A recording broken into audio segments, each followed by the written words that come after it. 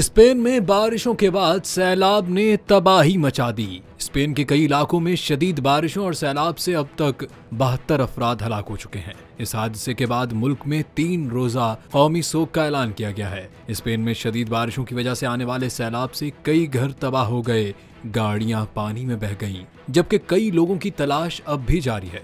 मकामी मीडिया के मुताबिक मुतअद्दिद लोग अपने घरों और दीगर जगहों पर फंसे हुए हैं और मदद के मुंतजिर हैं। स्पेन के इस तूफानी सैलाब ने सड़कों पर कारें बहा दी और मशरकी स्पेन के बड़े हिस्से में रेल सर्विस और फ्लाइट ऑपरेशन में भी खलल पड़ा है, जबकि सड़कों की तबाहाली और बंदिश के बायस लोगों को हेलीकॉप्टर्स की मदद से निकाला जा रहा है।